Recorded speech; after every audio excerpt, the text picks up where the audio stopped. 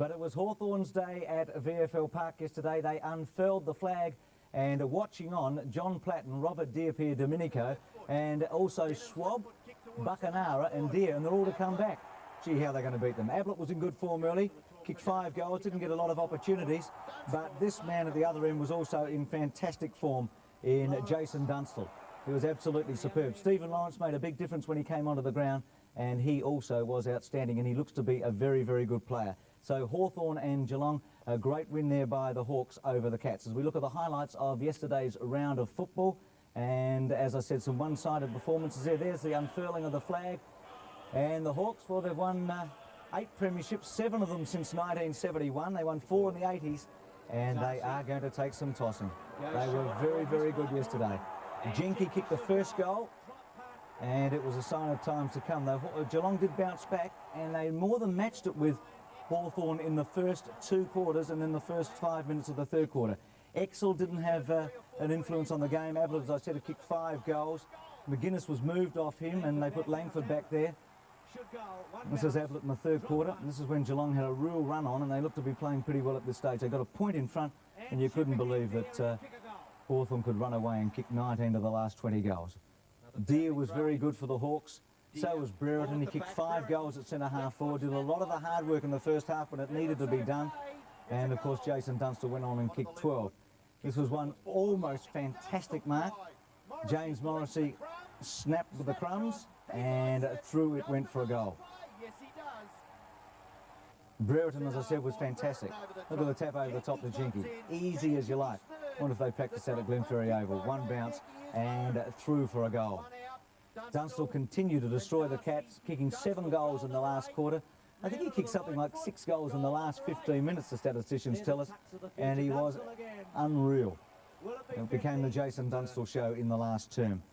I think the disappointing thing for Geelong was the fact that they seemed to split the dummy in the last quarter, and it was one-way traffic, all at one end, all Hawthorn. Here's Brereton. Deere, who played very well. Lawrence came on in the second quarter and seemed to have a big effect on the game. Here's Dunstall, one of his 12 goals. Looked like it might bounce through. Jason just made a certainty of it. Carlton and Sydney, well, Carlton looked home. They led by 45 points at half-time. They were on a real roll early. Herman kicking the first goal. Fell looked very promising. He had a very big last quarter when it counted, getting the ball out to Williams. What a game he played. I think he had 43 possessions, 22 kicks and 21 handballs, and it was in superb form. It was pretty tough and rough out there at Princess Park, but it looked to be all Carlton in that first half.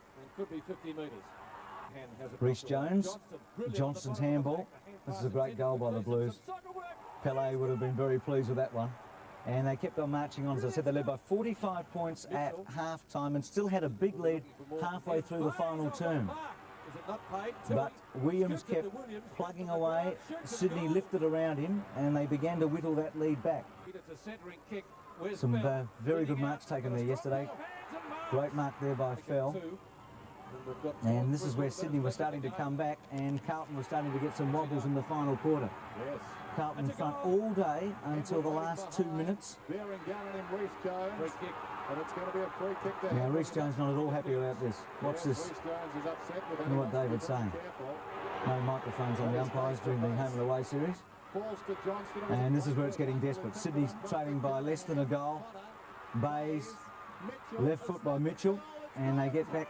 In fact, I think that got them back to hit the front right near the sign. It did, the goal by Mitchell.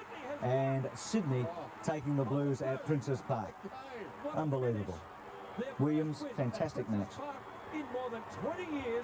25 years since the Swans have won against Carlton at Princess Park. Silvani could hardly believe it. Okay, the MCG. And Melbourne looked to be in very good form. That was Longmire and Steins getting together early. Now, Lovett just couldn't quite get his foot to this one. Watch this.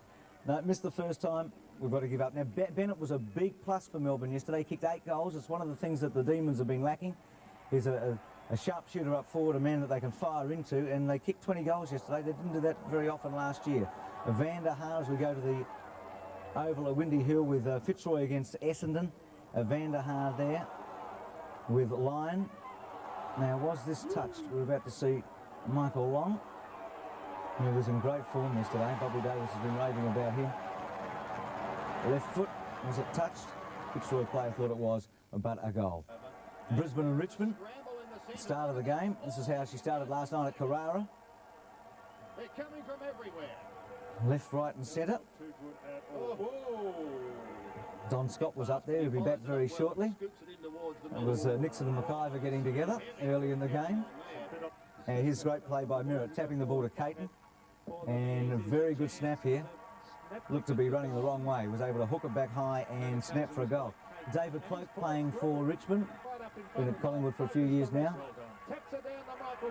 And a good goal here by Pickering. Left foot. And Richmond looked pretty good in the first half. Now there was some quite a few duels here. Edward and Egan, Harris and Thompson, and Taylor and Young.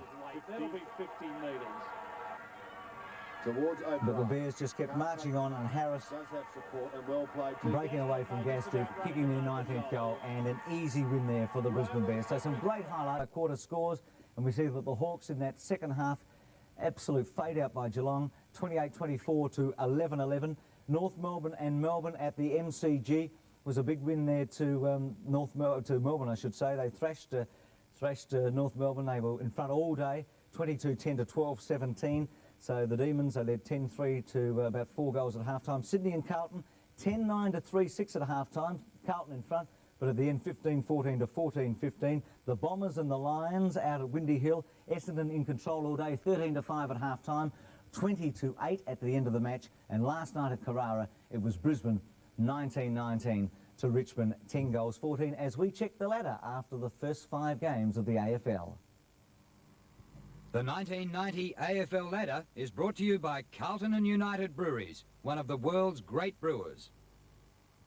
And as we see, still some matches to be played today. Hawthorn with a whopping percentage, 249. Essendon with 235. They play against one another next week at Windy Hill in what is going to be one of the great games of the year. Now the goal kickers, and Jason Dunstall got 12 goals, rained everywhere yesterday. Bennett with 8, Brereton 5, Werner 5 and Ablett 5. So Dunstall's off to a flying start. We wonder how many Lockett will get today out at the Western Oval. And the reports yesterday, there were 2 reports from the game at VFL Park. Now Chris Langford's been reported twice for allegedly striking in the first quarter Cameron, and then for allegedly striking Ablett in the third quarter. And Shane Hamilton also went from that game for allegedly striking Anderson in the second quarter. Now Ironmonger's been reported from the game at Windy Hill for allegedly striking Werner in the first quarter. A Young for Richmond from the game last night, unduly rough play towards Taylor. And Ryan from Richmond for allegedly striking Richardson in the third quarter. So it's going to be a busy tribunal on the opening.